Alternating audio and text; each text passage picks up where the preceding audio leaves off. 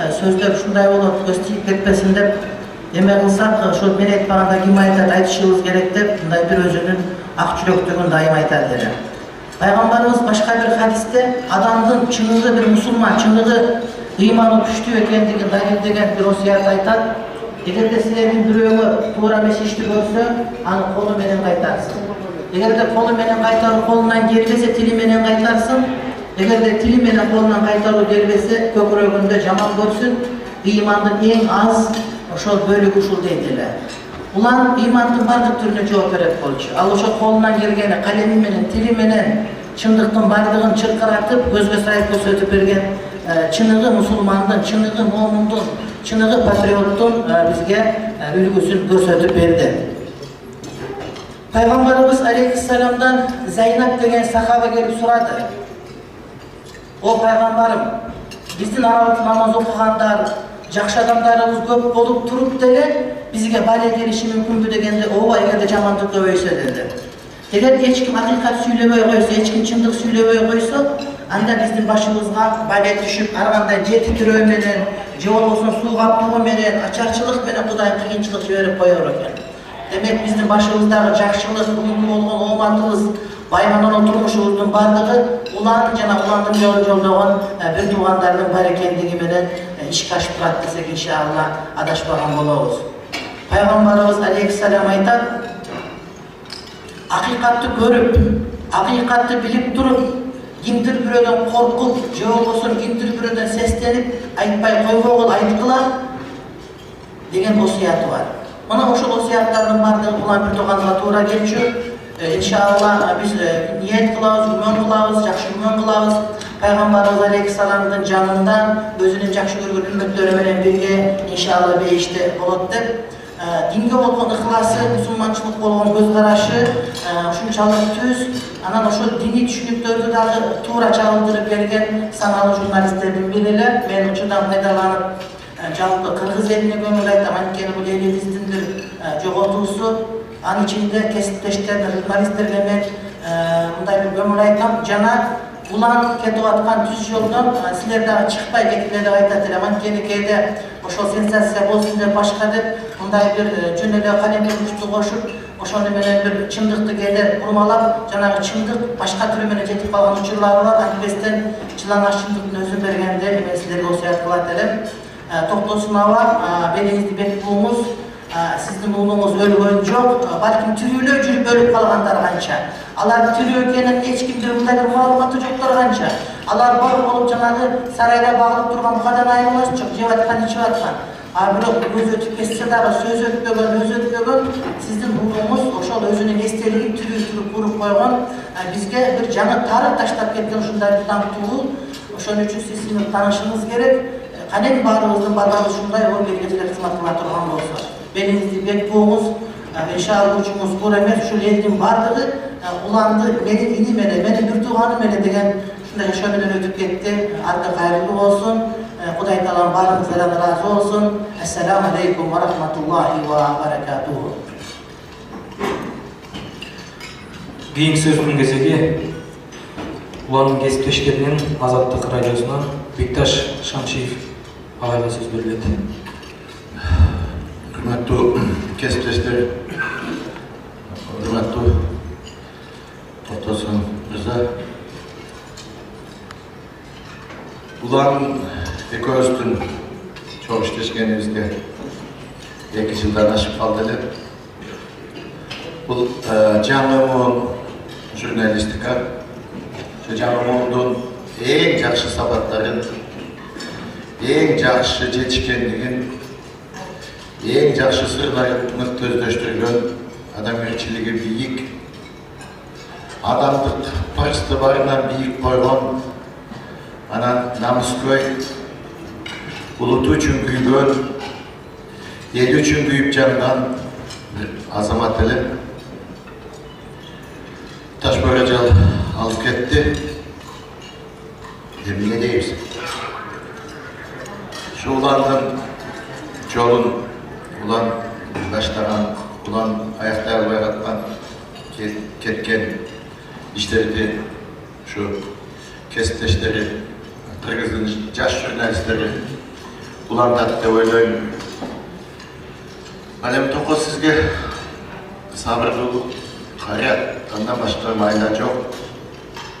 Эми аманчылык болсо Сапаргүл көз жайып, уландын жогун жоктоп коюп, небереңиз жарык дүйнөгө келип, ошол уландын ордун басып, жакшылык болсун деген тилектемин.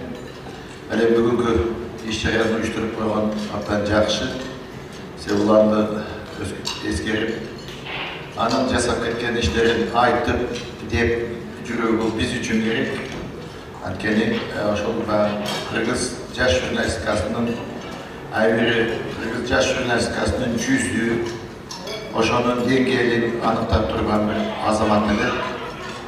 Жана чубак ажардан туретти. Эми ошол ыймандуу бардыгына баягы жаш туруп жетишкен 80-деги 90-догу 100гө чыккан кишилер кээ бирлери жасай албай турган ишти 28 жашына жасап кеткен таланттуу энибизди ушинтип ажал алып кетти. Кайрат кылыңыздар, эми башка айла жок. Ошону жасаганын эскерип, биздин азаттыкта уландын макалаларын, уландын жанагы видео сюжеттерин, материалдарын өзүнчө бир китеп кылып, эскерүү китеп кылып чыгарып коелу деп азыр ошонун үстүндө иштеп атабыз. Буюрса ошол китепте бүт негизги изилдөөлөрү, негизги сюжеттери бүт болот. Анан ошол жөнүндө эскерүүлөр, ошонун турмушундагы кызыктуу учурлар ошол китепте камтылат деп ойлойбуз. Эми колдон келгени ушул экен. Баарыбыз эстеп, бүгүн сиздер келип эскерип болуп атасыздар. Соцтармакта канча күндөн бери, бир айдан ашуу убакыттан бери дагы ошол жазылып, дагы айтылып атат. Булар 50 киши болуп калганды белгиси. Булар кыргыздарда биринчи болуп, дүйнөдөгү эң бардуу дүйнөлүк интернет Оскар сыйлыгы деп коет. Мына ошол жанагы чоң сыйлыкка тартыктуу болгон эле. Мүмкүн ошол чоң сыйлыкка, чоң белгилүү даражага жеткендиги себеп болду же башка себеп болду деп ажал арабыздан алып кетти. Эмне дейбиз? Улардын ишин артында калган эли журтту кесиптештерге кулайт деген ишенимдемин. Рахмат. Кийинки сөздүн кезеги улан менен бир убактарда кесиптеш болуп жүргөн, уландын досу да болуп жүргөн, учурда Жогорку Кеңештин депутаты Жанар Акаев бөлүнмекчи.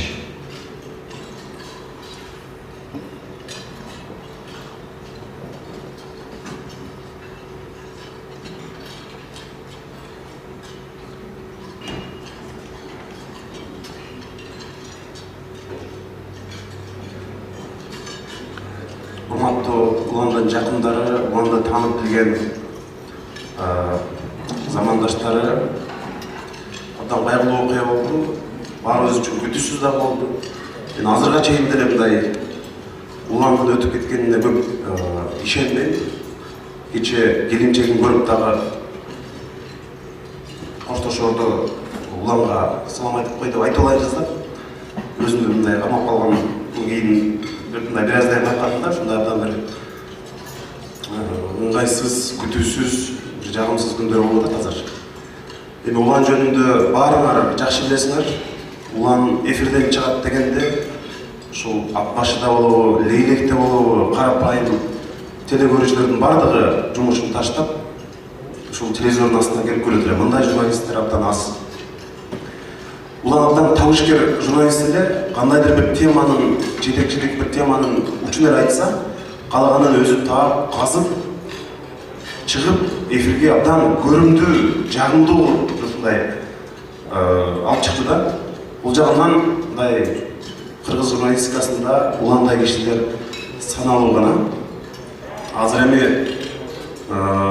улан негизи коррупцияны абдан жаман көрчү, чындыкты такай айтчу, көпөстөрдү жаман көрчү, мындай өзүнүн таптаза анын дүйнөсү бар эле да. Уландай адамдар азыр кыргыз коомуна абдан керек эле. Журналистикада болобу, саясатта болобу, кайсы тармакта болбосун, дайыма бир адилеттүү пикирди кармап жүргөн жигиттердин бири болчу да улан. Мындан өкүнүчтүү болду. Бирок мына уландын ата-энеси дагы кече үйүнө барсак айтат, ушу 40 күн бою Кочкордогу Көкжар айылына өткөн кеткенден бардыгы ошол жерге келип, Куран окуп, таанып алган эле. Уландын тажыясына ал жагы Таластан, Баткенден келгендер. Мындай жалпы карапайым элдин бир сүйүктүү адам айланганда мен ошол тажыда айтпадым да, жанагы мисалы депутаттарга дагы уланга кайрылгандай да киши кайрылбайт. Анткени көбү ишенбейт чечилишине. Соттон дагы акыркы үмүтү барлар ушул уланга келип, адемдей баары менен аны угуп, сүйлөшүп, чалып, ушинтип эметчү да. Акыркы жолу жолукканда дагы бир 3 Кочкордон жапжаш окуучу балдарды жетелеп келиптир. Эмне болду десем, ушул балдарга өкмөт каражатта ушу бир олимпиадага таймашка жөнөтө албай атыптыр. Ушул кантип болсун? Булар арасында желегин көтөрмөктө деп ошол бир өспүрүм балдарды таксиге салып, мындай бир жетелеп жүргөнүн дагы көрдүм эле. Арты кайрылуу болсун, башка эмне дейбиз? Уландын ишин унутулбайт. Мына уландын кесиптештери өзгөчө Азаттык радиосунун жамааты, Досу, Кание бардыгы биригип азыр улан атындагы фонд түзүп, журналисттерге сынак жарыялап, мындай жакшы бир аракеттер байкалды да. Анын баарына эми болсо келишинче көмөк берип, уланды эстеп, Куран окуп, ага ушул жаткан жери жайлоо топурак торпо болсун десем башка аргабыз болбоду. Кание сага дагы чоң рахмат. Чоң рахмат. Кийинки сөздүн кезеги ушу жакында гана ошол уланда бир илге эскерүү жасап дегендей, андан тышкары ошол уландын өлүмүн иликтеп, аз да болсо бир чыгарып, кичине ушун чыгарып берди. Иликтөө азыркы учурда дагы жүрүп жаткан кезде, кийинки сөздүн кезеги ошол 5-каналдын жетекчиси, журналист Бернис Кыязовго берилмекчи.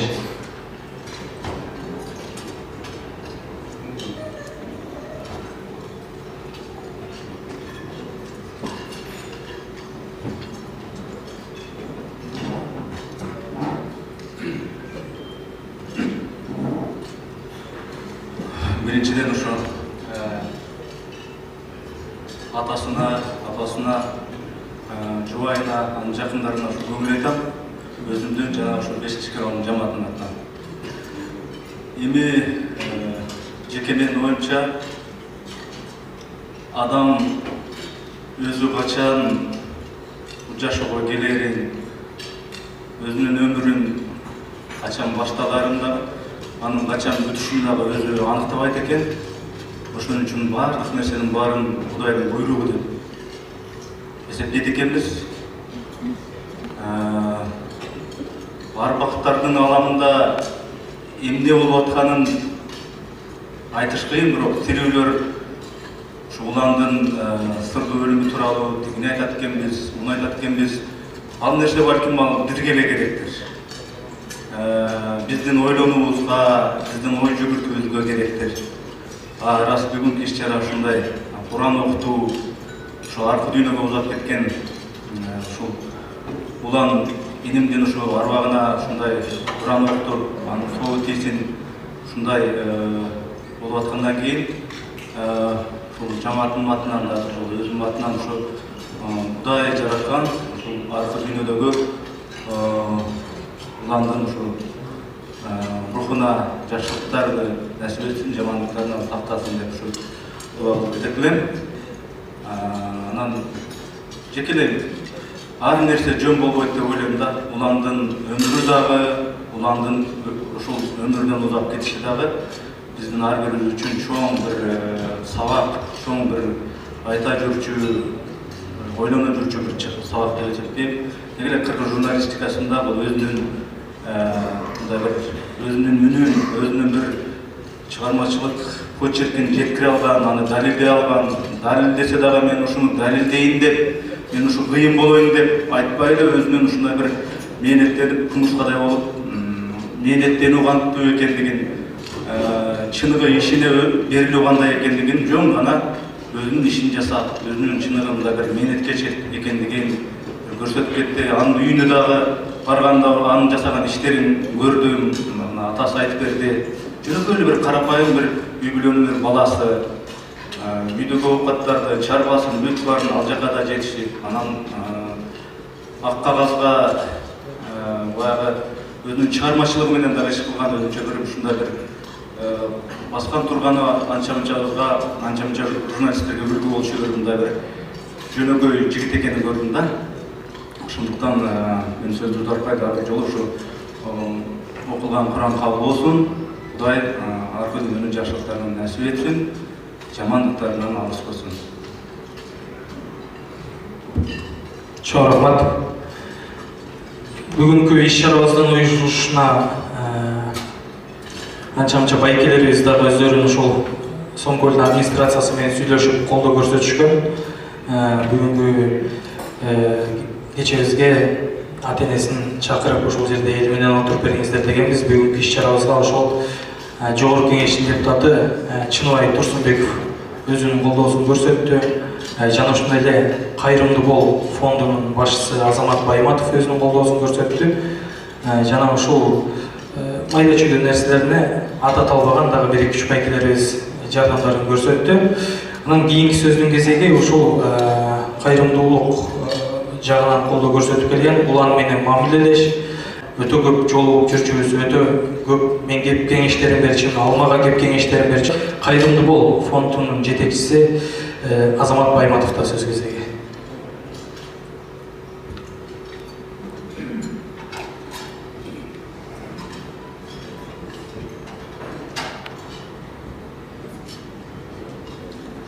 Assalamu alaikum, аталар, апалар. Бүгүнкү күн жүрөктү орта турган ушундай күн болуп турат. Эмне дегенде, ушул жерде атабыз уулунан ажырап, эскерүү эмес, бул жерде бир уландын жакшылыктарына келип отурсак жакшы болмок. Бирок бул бир келген бул жалган дүйнөдө адамзаттын каалоосу менен эмес экен. Бул дүйнө жараткандын ушу буйругу менен өмүр сүрөт экенбиз. Жердеги жансыз жалбырактын дагы оңдон солго оодарылышы Кудайдын буйругу менен деген. Мен эмне дейм, ушул ата менен энеге сабыр тилейм Кудайдан жана өмүрлүк жарына.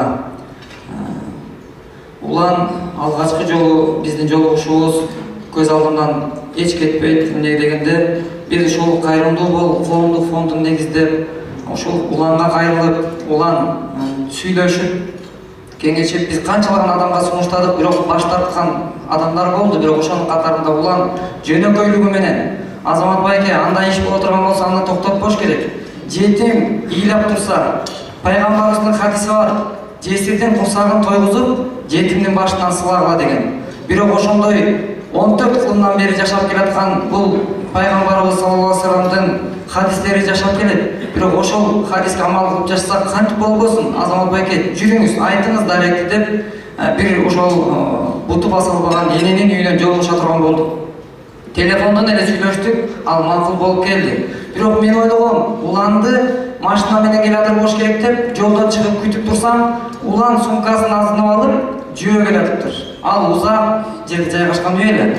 Анан мен уланга айтып, машинанын аварийкасын күтсөң, сен таппай атам десем, улан, ой Азамат байке, мен жөө эле келатам деп, караңыздар, ушул сооптуу иштен дагы мына азыркы айтып өткөн акелериңиздин сөзү, бул өзүнүн эле жеке жашоосу менен эмес, бул көбүнчө коомдун, элдин эртеңкисин ойлоп иш кылган жигит болгон.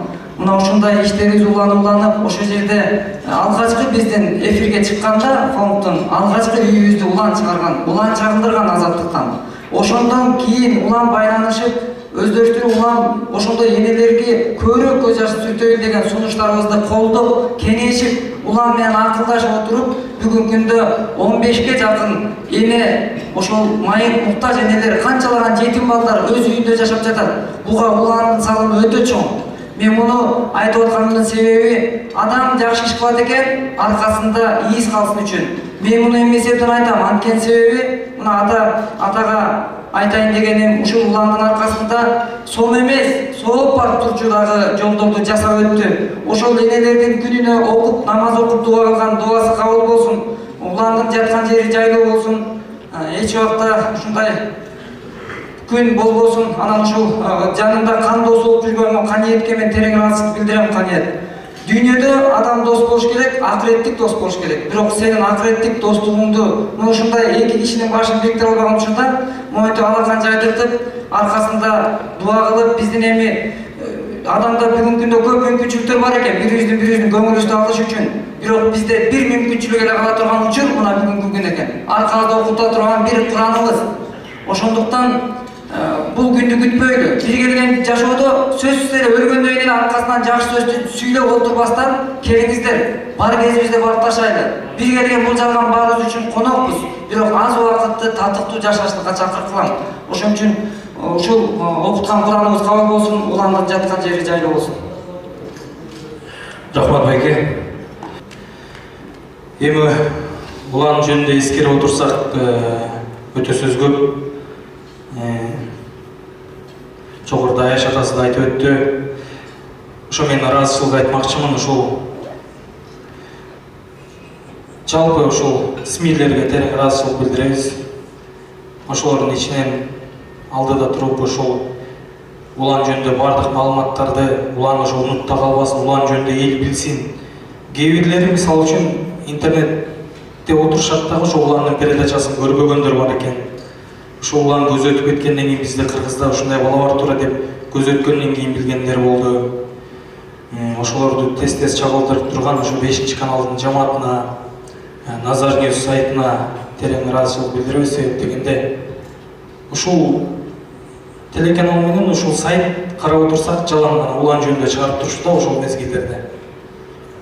Ушул коомдук телеканал чыгарбаган нерсени ушулар чыгарып атышты.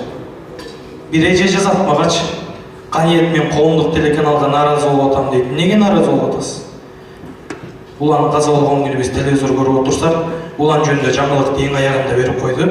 Бүгүнкү күндүн жаңылыгы уландан башка айта турган сөз бар беле, тиндей мындай.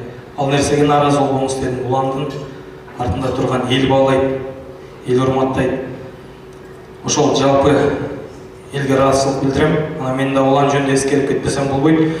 Улан телевиденияга чыкканда депутаттар үчүн, айрым адамдар үчүн сүрдүү көрүнчү. Бирок улан өтө тамашакөй эле. Өтө тамашакөй эле. Мени тамашалайт эле, башка досторун тамашалайт эле. Эмне деп тамашалайт эле? Мени бирөөлөр көчөдөн карап кала турган болсо, кичинекей балдар карап кала турган болсо, мени бая чоңураак бала деп, чоң бала болуп көрүнүп атабы көзүнө. Бул эки кишини кошуп койгон деп, ушуга чейин тамашалачу эле уланчы. Улан ырдайт эле. Эч ким билбесе керек. Улан ырдайт эле.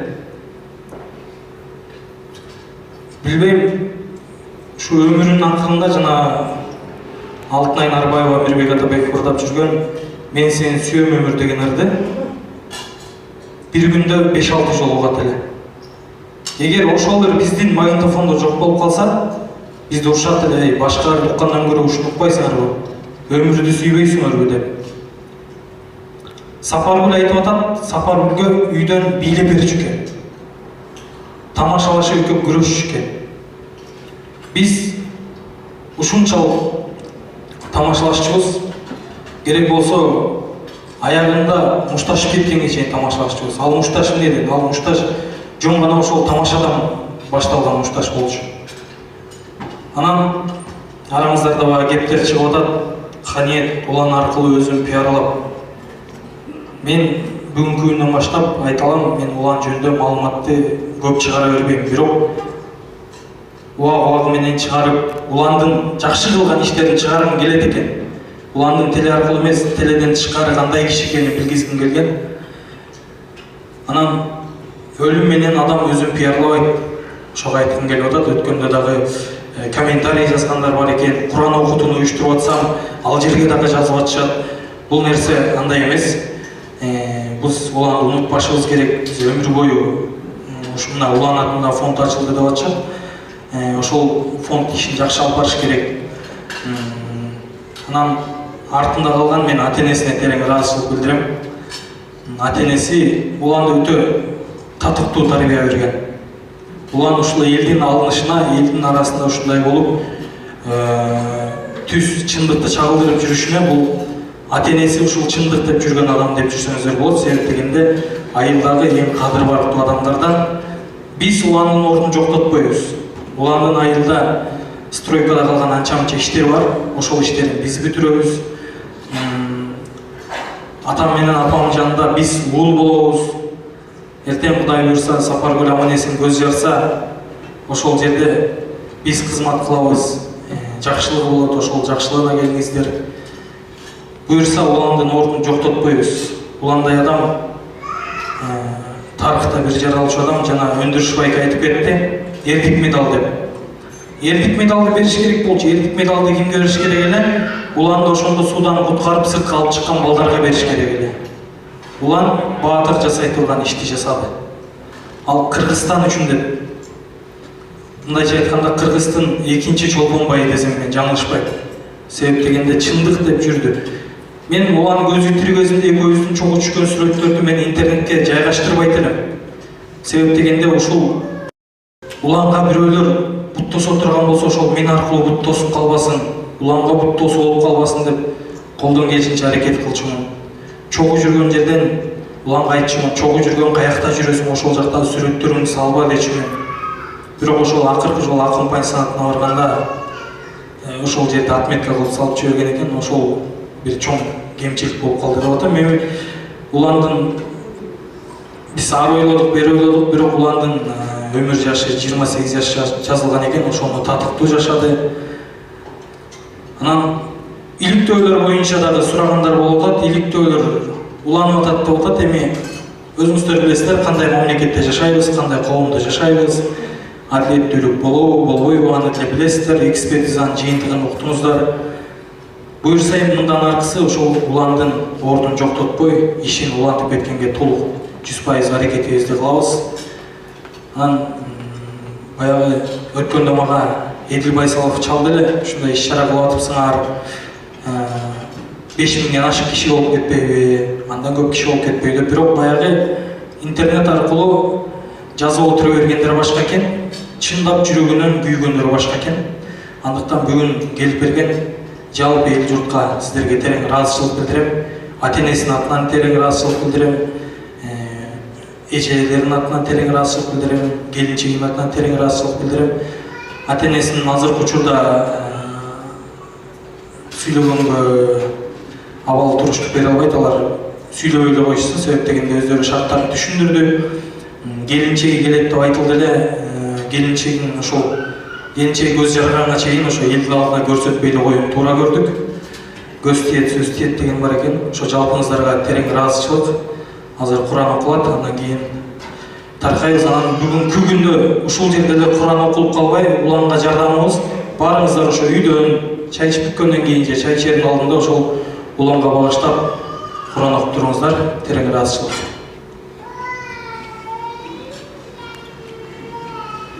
أعوذ بالله من الشيطان الرجيم. بسم الله الرحمن الرحيم. وسيق الذين اتقوا ربهم إلى الجنة زمرا حتى إذا جاءوها وفتحت أبوابها وقال لهم خزنتها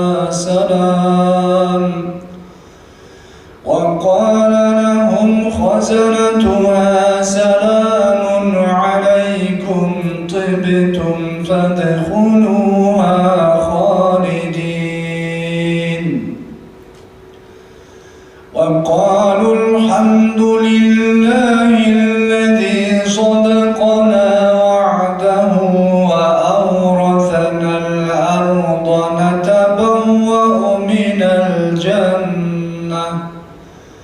نتبوأ من الجنة حيث نشاء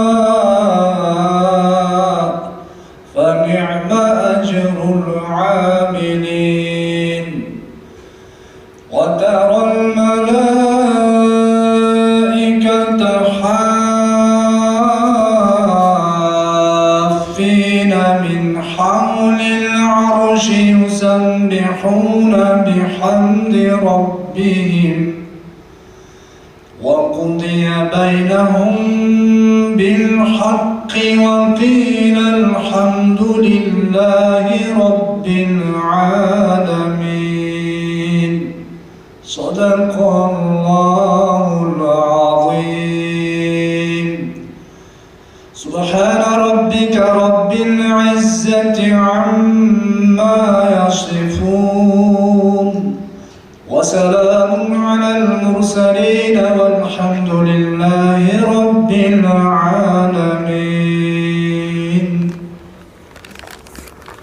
إلهي آمين. بسم الله الرحمن الرحيم.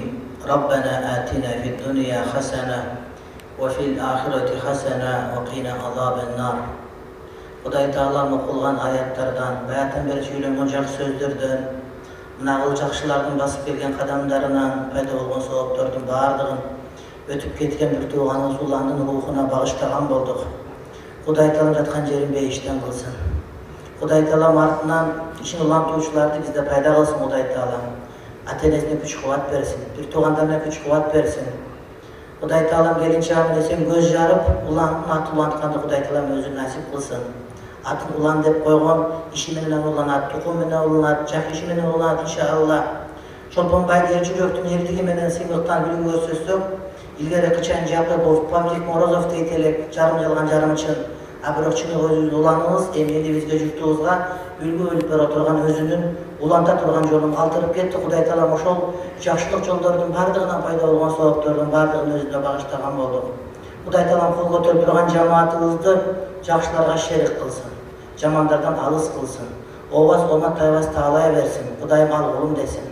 Құдайым көкірек өйдөнүбүздө башка бирөөгө деген жек көрүүнү, жаман көрүүнү тек сактан алып салган болсун. Құдайым баарыбызды асмандан жерден, күндөн түндөн келген балелерден сактасын. Құдай Тағалам шерменде кылбасын. Элибизге тынччылык, токчулук омат берсин. Раббана атина фид дунья хасана ва фил ахирати хасана ва қина азабан амин бирахматика я архамар рахим. Тастақуам алхамдулиллахи лаззат амана ва сахана ва жаална минал муслимин. Қызмат қылғандан тілектерін Құдайым қабыл қылып, еш нәрседен кем қылбасын бирахматика я архамар рахим. Ассаламу алейкум ва рахматуллах.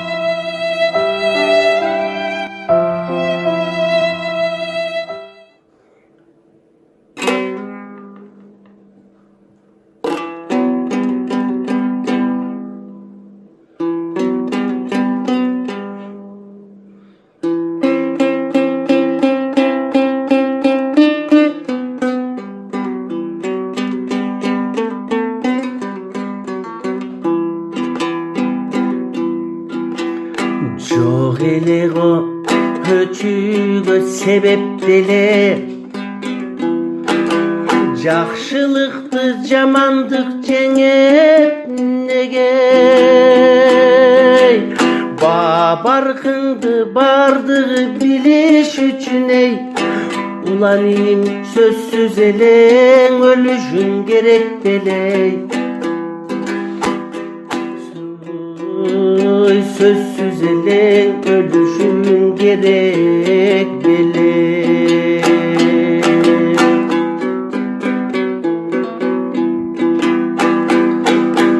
акыйкат деп чуркаган кайран улан Ay köldüktün gütkönдөй bayrağынан Жүрөр элең шамалдай алып учуp Жүрөгүңдүн чындыкка кайрап улам Жүрөгүңдү чындыкка кайрап улам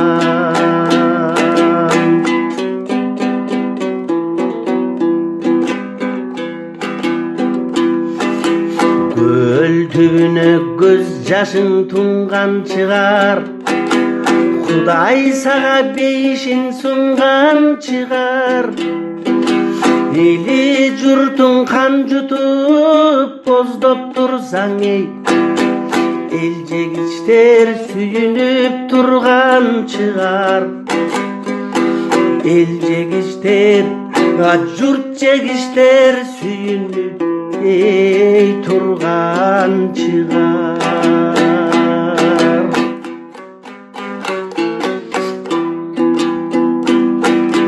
Көрөр элең көз жетпес алыстыкты Көдөнүңдөн көрөгөч намыс чыкты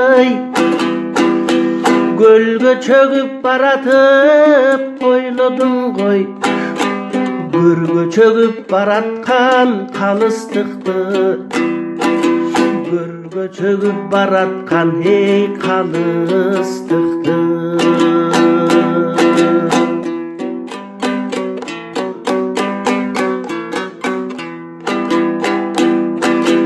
Жайнап турсаң өзүңдү өмүр сүйүп Жабалактап жаныңда элиң сүйүп Элге ыңыра көрө албай көлүң сүйүп Көлгө ыңыра көрө албай өлүң сүйүп Сени көлгө ыңыра көрө албай эй өлүң сүйүп